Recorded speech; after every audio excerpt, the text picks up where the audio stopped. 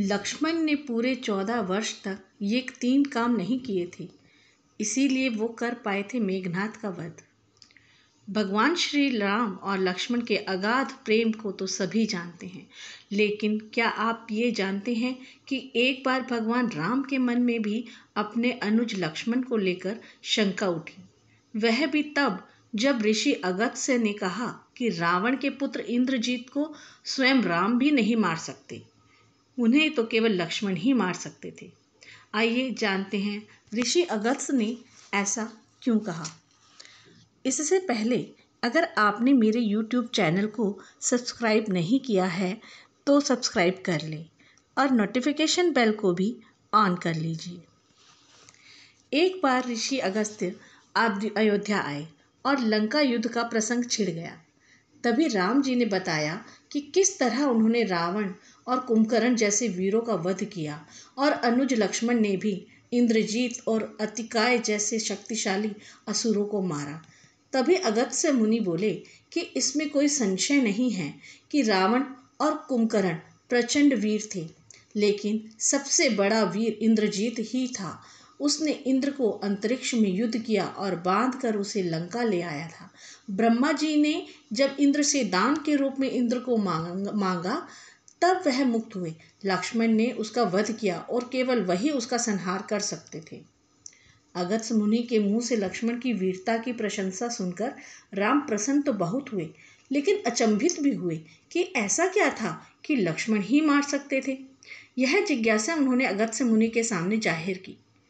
तब अगस्त्य मुनि ने कहा कि प्रभु, इंद्रजीत को वरदान था कि उसका वध वही कर सकता था जो 14 वर्षों तक ना सोया हो, जिसने 14 साल तक किसी स्त्री का मुख न देखा हो और 14 वर्ष तक भोजन न किया हो। यही 3 बातें थी जो लक्ष्मण ने पूरे 14 वर्ष तक नहीं की, जिसकी वजह से वो मेघनाद को मार पाया। श्री राम बोले, मैं वनवास काल में 14 वर्षों तक नियमित रूप से लक्ष्मण के हिस्से का फल फूल देता रहा। उन्होंने कहा कि मैं सीता के साथ एक कुटिया में रहता था, बगल की कुटिया में लक्ष्मण थे, फिर सीता का मुख भी ना देखा हो और 14 वर्षों तक लक्ष्मण सोए ना हो, ऐसा कैसे संभव है। अगस्त्य मुनि सारी बात सुनकर समझकर मुस्कुराए। प्रभु से कुछ छुपा है भला। दरअसल सभी लोग श्री राम का गुणगान करते थे, लेकिन श्री राम चाहते थे कि लक्ष्मण के तप और वीरता की भी चर्चा अयोध्या के घर घर में हो।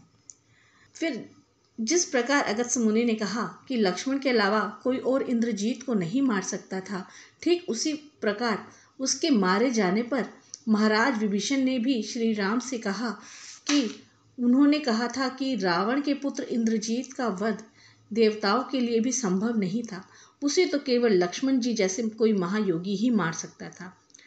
अगस्त्य मुनि ने श्री राम से कहा कि क्यों ना लक्ष्मण जी से ही पूछ लिया जाए। लक्ष्मण जी आए तो राम जी ने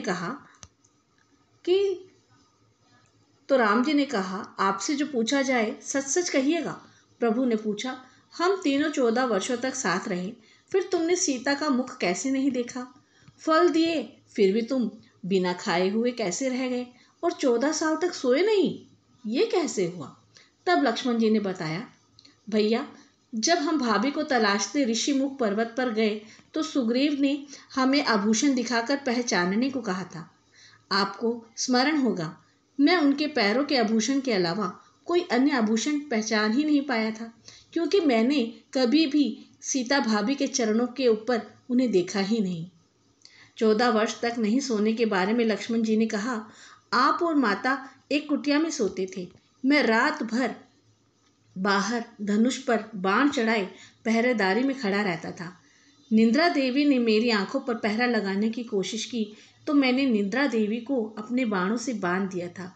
निद्रा ने हार स्वीकार कर वह 14 वर्षों तक मुझे स्पर्श भी नहीं कर पाई, लेकिन जब श्री राम का अयोध्या में राज्याभिषेक होगा और मैं उनके पीछे सेवक की तरह छत्र लिए खड़ा रहूंगा, तब वह मुझे घेरेगी।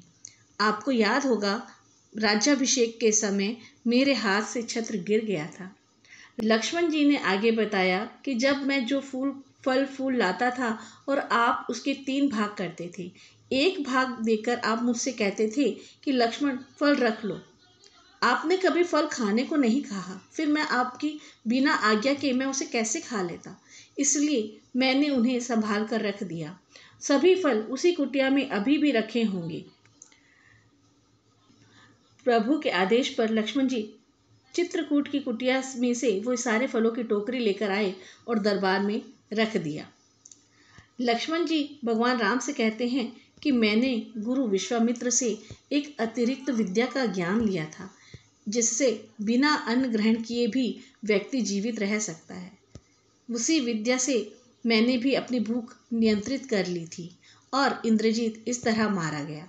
यह सुनते ही प्रभु फिर से भाव विभोर हो उठे और लक्ष्मण जी को गले लगा लिए। उम्मीद है यह जानकारी आपको अच्छी लगी होगी। कमेंट बॉक्स में ज़रूर बताएं। चैनल को लाइक सब्सक्राइब भी करें और अंत में जय श्री राम लिखना ना भूलें। जय श्री राम।